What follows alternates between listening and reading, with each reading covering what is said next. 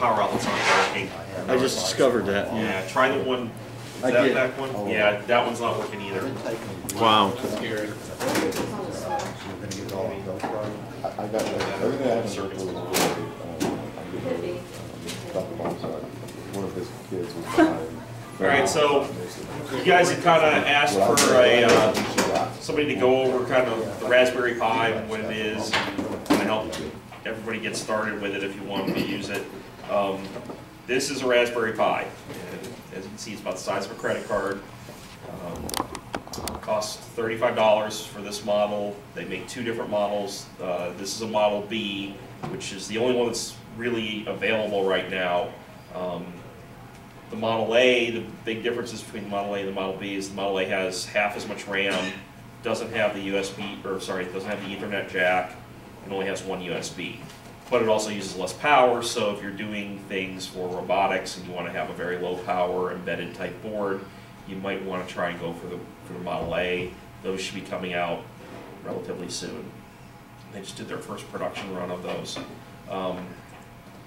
So what is a Raspberry Pi? Well, for starters, it's a 700 megahertz ARM V6, and when I say V6, I'm talking about the instruction set version of the ARM line, sort of like, you know, the 386, 486, Pentium 2 kind of thing. Each of those had new instructions added to the x86 instruction set. So ARM V6 is the version that this uses. That is basically 2 generations older than the state-of-the-art for ARM. As a result, there are some limitations that you will find with this versus something like a Panda board or some of the other very new ARM. Anything that says Cortex in it, that's ARM v7, which can do a few things that this can't.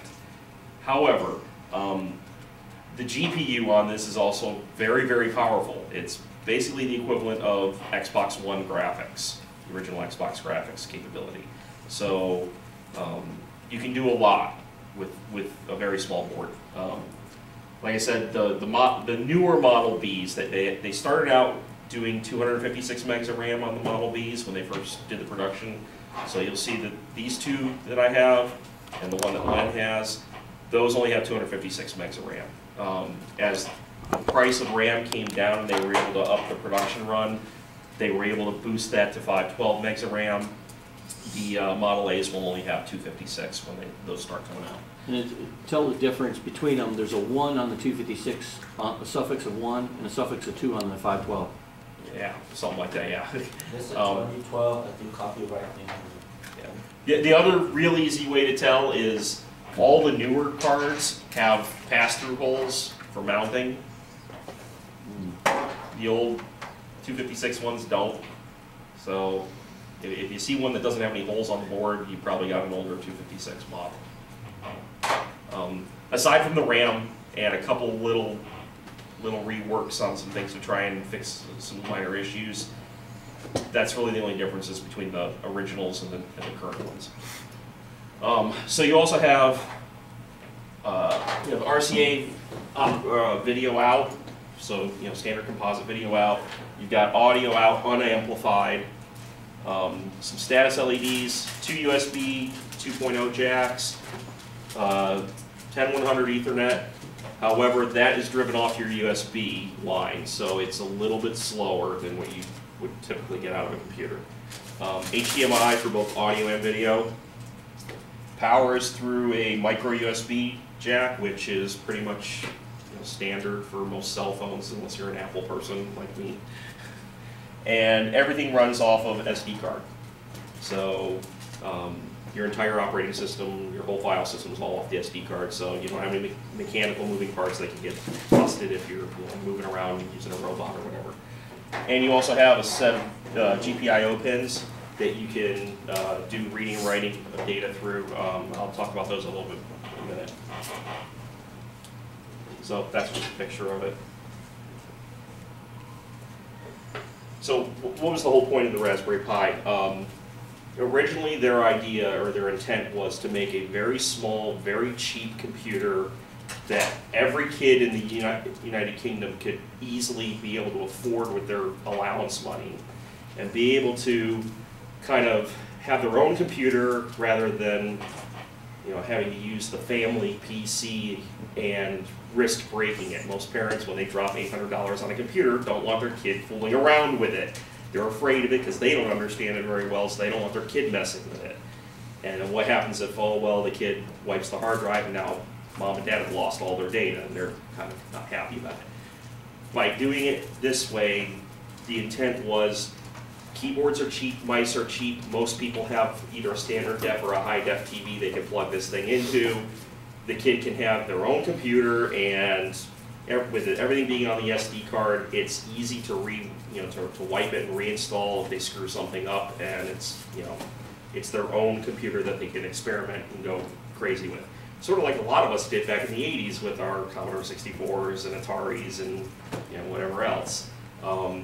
That's really what they wanted to try and bring back, that feel of being able to get down into the hardware, get down and just experiment and play and learn and try things that we've kind of gotten away from over the last 15, 20 years. What size SD card can you put? I've put up to a 16 gig. It has to be SDHC, can't be the newer XC ones. Class 6, I use Class 6, some people use Class 10, but at the beginning they had a lot of issues with Class 10, so I just avoided it altogether and just stuck with 6. You can use Class 4, but it's a lot slower. And there are some other ways that you can improve performance. Like I have in the past done it where I use a very small, like a 2 gig or even a smaller. I've done it as small as 256 meg because I have a really old SD card. Just put the boot portion on this and then set it up so that everything else runs off of USB SSD drive. This is actually a 30 gig SSD drive. And you actually get better performance going this way because the throughput is much faster. And this didn't have to be an SSD, it could be a standard mechanical. So yeah, like I said, the whole impetus was to make a very simple computer that kids could just play with and learn and kind of help boost computing education. But as they found that, as they started announcing this thing, and hey, we're coming out with this really cheap Linux computer, the hobby community went nuts. And they originally were thinking they'd only sell like 10,000 of these things total. They sold 10,000 in the first 5 minutes. The actual release date was insane. To date, they've sold over 1 million of them. And they're only just now starting to get them out into schools. So it's been a very popular platform. Unlike some of the other, we've talked and seen a lot of the other more hobby-oriented RISC processor or ARM processor boards, like BeagleBoard or BeagleBone. Those don't even come close to the sales numbers that the Pi's already got. Those are more powerful in some respects, but without the community support, which makes it a lot tougher to use. You really have to know what you're doing to use those. Wrong keyboard. So like I said, the default is 700 megahertz, but most of them will overclock to 1 gigahertz or more very, very easily. It's actually part of the built-in boot process. You can specify how much you're willing to let it overclock, and it'll just go for it. And in the latest releases of the OS, they've actually made it where it'll dynamically overclock as needed. So you can up and down ramp the speed just like your laptop does. How fast is that? Well, what I've been told is that it's basically the equivalent of a 400 megahertz Pentium 2. So think about a machine that you had back around 2000 in terms of performance. Like I said, the SD card interface, you max out at about 20 megabit per second for reads and writes. Writes tend to be a little bit slower. I usually get about 16 meg. But you can either use a USB thumb drive or, like I said, a mechanical hard drive. The only caveat is you must have an SD card in it. You must have an SD card which has the initial boot partition on it. It doesn't have to be very big. Like I said, I've done it with a 256 meg card. But you have to have an SD card or it will not start up. And then, like I said, about the Ethernet. So I know a lot of you guys are interested in the GPIO pins. Obviously, if you're doing wanting to do any kind of robotics or interaction with electronics, the GPIO pins are kind of important. Be careful because the newer Mod Bs, the mapping of the pins is slightly different for what the different pins do. So I'm not sure which chart this is, but I'd have to look it up. Use a 3.3 volt, non-protected, so it's not like Arduino where if you put something in the wrong way, oh well, no big deal, it'll stop it from frying. This will fry the board if you screw up. So be very, very careful if you're going to use the GPIO pins. But you've got I to C, you've got serial, you've got SPI, you've got all these other GPIO pins that you can do things with. Do you know what it is, et cetera, what entails that? Is there a CAN or? I don't know. I mean, those are the ones that I looked at the map. It's like, okay, I know that I can tell. Yeah, those ones are the definitely most popular. Okay. But there are some other things you can do as well. I'd have to look at the web pages to see. There's no A to D support, so you can't do analog capture without having additional circuitry. But you know, how difficult is an A to D converter chip? That's nothing. You can do software-based pulse width modulation, so it's not like hard. Like it's not an easy thing like you have on the Arduino where you just say right or analog right boom. You have to go through a little bit more hoops, but it can be done.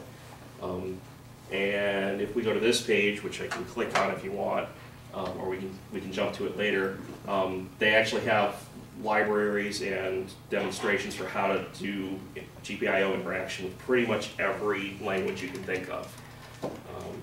Through The serial port is at 3.3 volts. yeah, the serial pins are 3.3 as well. Everything's 3.3.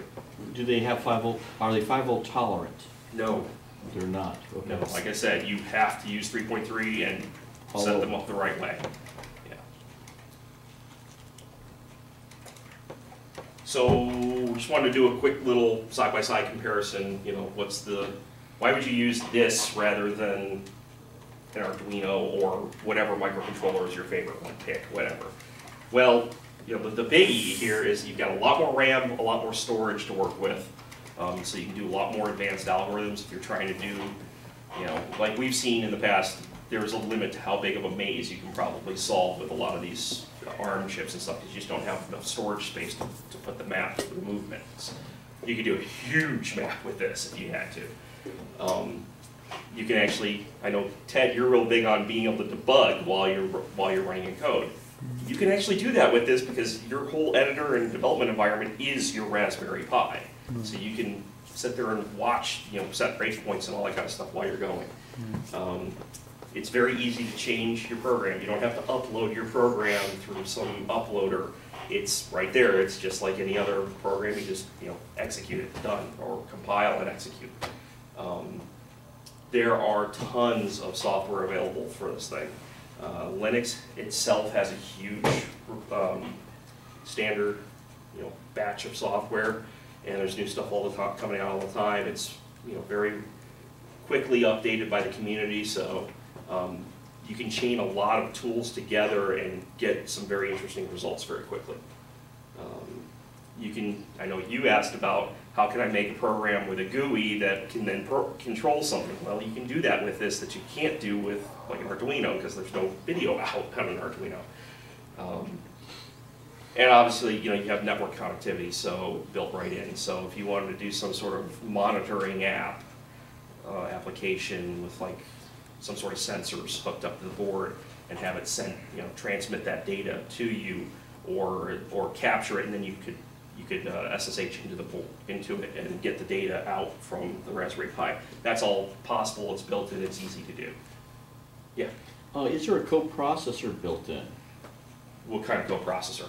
Math coprocessor. It does do math, floating point math. You know which variant? Okay.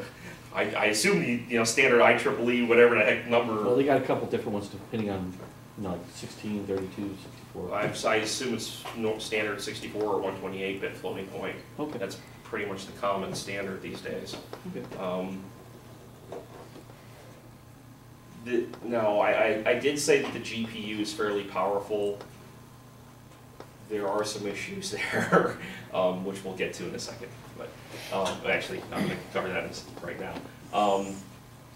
The things you got to remember though is that this is not a real-time platform. It doesn't have hard time limit clocks because it's running Linux, which it's a full-up operating system. It needs some of the CPU cycles to do its things, like task scheduling stuff. It's a preemptive operating system, so you can't rely upon hard fixed timings on things happening. Linux itself can be a little bit of a challenge if you've never worked in it before and you don't know what you're doing. It can be a real nightmare. But remember, the whole point of this thing is to teach people Linux and teach people programming and teach people how to use computers. So there's a lot of help out there. Do you have access to interrupts though? Can you?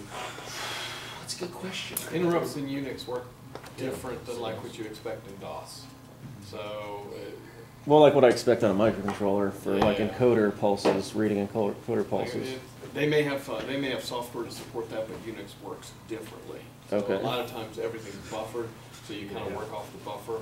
Isn't everything like a file? So, Yes. Yeah, pretty much That's why everything's those files file-based in have Unix. buffer, So. so having a nice PID loop with a feedback from an encoder might be not accurate. Is that what? I don't know, maybe, because like I said, I've not messed with the PI and Right. GPIOs. I don't know that. So they Yeah. may have something to accommodate the interrupts section. We can look that up during the break if you want. So has anybody modified the Linux kernel for like the RTS like they use on EMC? For real time, I don't know if they've gotten to that point on this yet. Because that'll give you a little bit of A little bit, real time. even then, it's still not a guarantee, but it's definitely better. We could in fact, let's markers. Yes. Actually, with the modified version of the for the EMC tool, it's pretty good.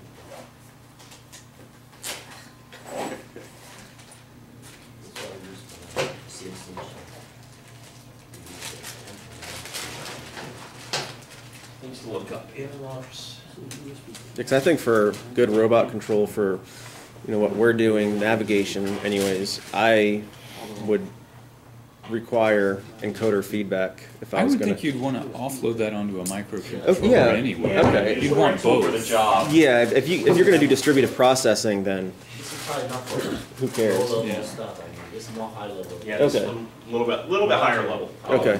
Like Yeah, they this make would- chips dedicated to that task. Yeah. Yeah, this would fit well into the concept of having essentially what I think of as the spinal column being an embedded processor that's very Master well slave versed in setup, yeah. in dealing with the real time aspects, and then having the cerebral cortex portion being a Linux machine, Yeah. such as this, nice and small. Yeah. And kind of the other fun thing is that, because it's a full computer, you can actually run the Arduino Development. environment. So you could actually upload your code right from the Pi, Right. which makes things kind of nice if you're trying to do It makes it stuff. wireless because you can wirelessly go into the 3Pi. Yeah, exactly. As long as you have a Wi-Fi adapter. Yeah. So it's got Java like native into it already? You can install a JDK. It's actually, I think they've actually compiled it for the Pi, for the actual underlying, so it doesn't have to go through the JDK. I haven't tried it yet with the Arduino stuff, so I just read that you can do it. I said there were some issues with the GPU. The big one being that, if you're familiar with Linux or at all, you probably have run a graphical development or graphical desktop, not accelerated yet. Which, an accelerated one would do pretty much all the rendering of the desktop through the GPU. Well, they don't have that yet. So it's all having to be done through the CPU, which slows things down.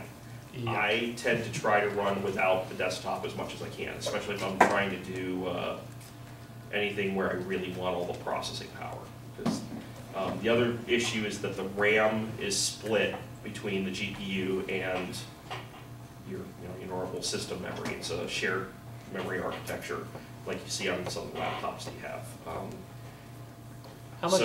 How much is used by the GPU? It depends. You can set that dynamically. So if you're that's one nice thing. If you're going to be doing a lot of desktop stuff, you're going to have several applications open that you're going to need RAM. you can dynamically set it to 256. You can give it half the RAM. If you know you're going to be sticking strictly to the console, you're not going to be doing anything with the GPU, and you want to maximize all the RAM available to your single program that you're going to run off the console, you can set almost everything. You have to give it a little bit because it has some buffers that it has to maintain, but you can give it all but like 16 megs, and Do you know everything else goes to the... Do you know if the GPU has any memory itself, dedicated memory itself, or No, is it all? it's all shared, so it's a shared memory By space. default, it's a half. By default, it's half. Right? You set up. Yeah, we'll go through a setup. I'll install a setup or run a setup and show you guys how to do the install, and it'll go through the whole setup routine. Like I said, the other thing is there's no ADDs, there's no analog inputs. It's not protected GPIO, so you got to be a lot more careful about what you're hooking up and how. You don't have anywhere near as many pins as you do on your typical like Arduino Uno. That thing's got way more pins to work with than this. So there are some limitations. So the biggest problem is the power supply. It is very, very picky about the power supply. It has to have power coming in that is 5 volts plus minus 0.2 volts. And if you're off by just a little, forget it. It doesn't work or it fries? It just won't work. Okay, good. I wouldn't go above 5.2 if you can avoid it. It works, it crashed last time I remember it works, but then when But then as you start doing things, it'll just drop out. Same thing with the current.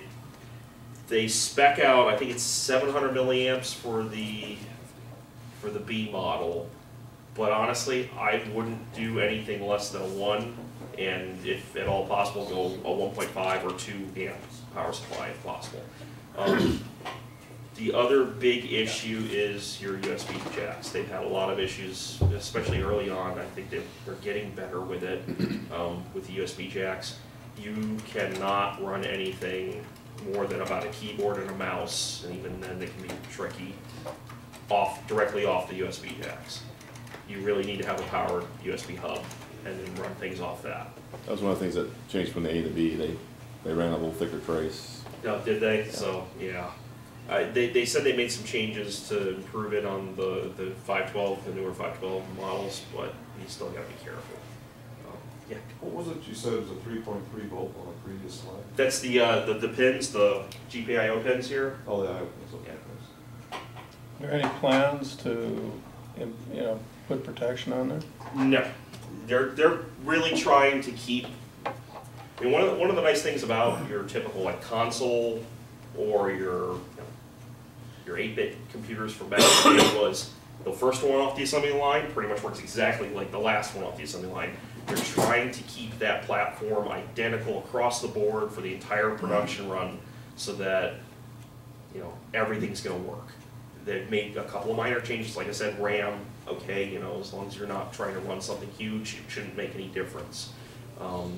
But they really don't want to make any drastic changes to the board that could cause incompatibilities and problems from, well, which one do you have? Oh, I don't know. Well, this software isn't going to work with that, but it'll work on that one. Why won't it? I mean, the problems Arduino's starting to have?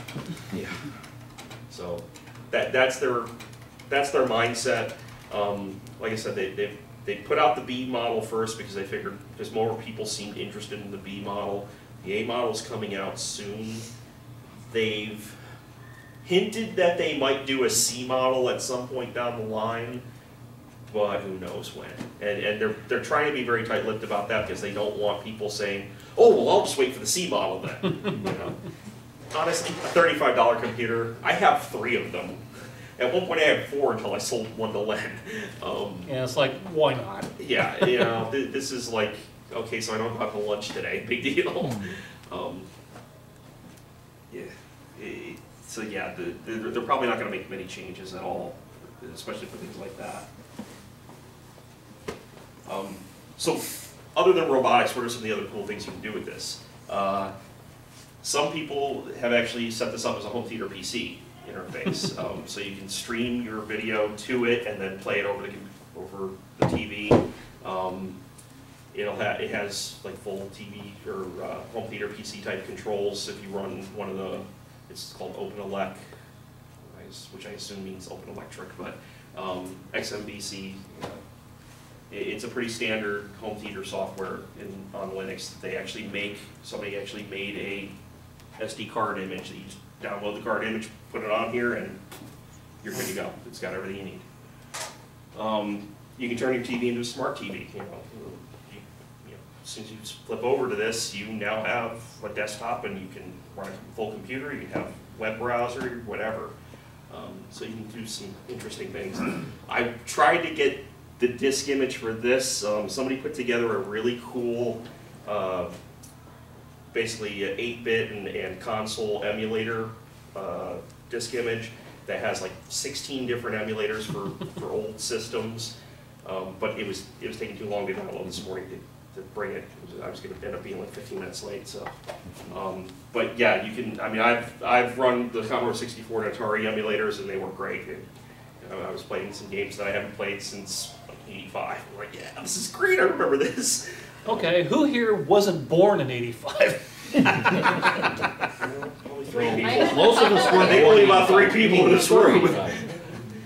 Yeah. Well, yeah. There are some ports of some games that have been made. Open Transportation Tycoon Deluxe, Open Arena, which is Quake 3. Quake 3?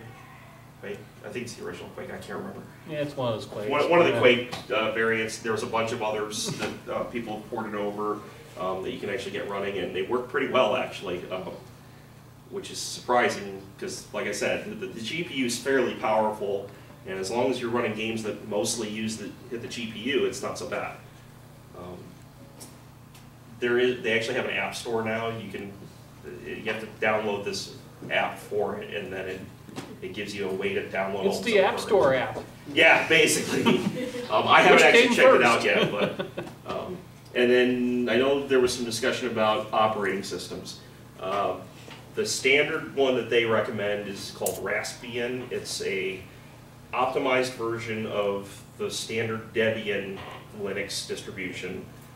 If you're familiar with Ubuntu at all, Debian is what Ubuntu is based off of.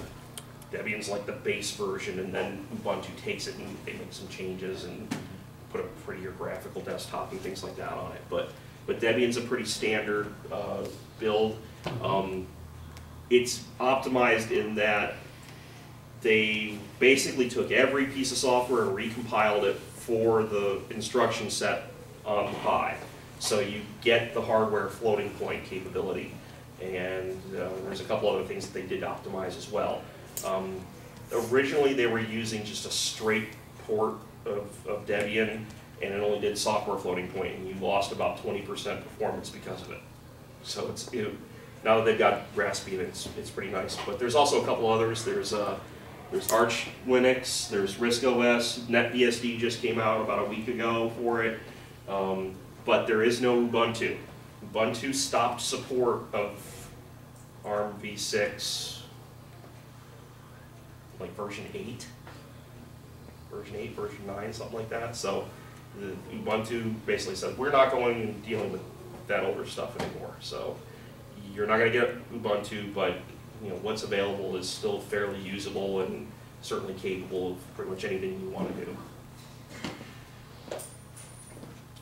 So if you're just getting started for the first time, and I'm going to run through some of this with you guys, but I just want to give you just a quick overview.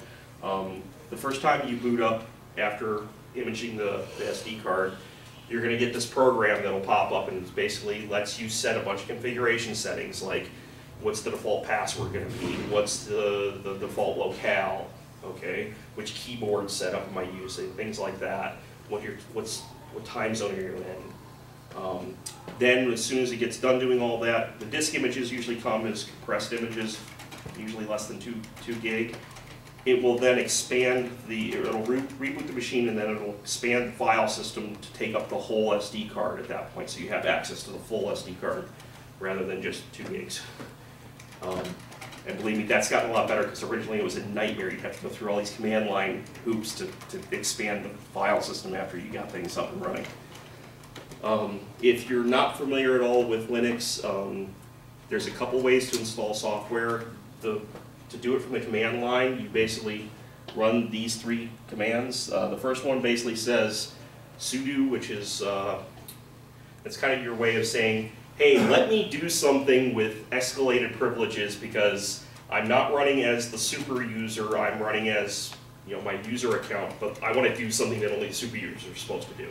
So anytime you see sudo, that's what that means. It says, let me basically do something that I shouldn't normally be allowed to do. And there's ways that you can secure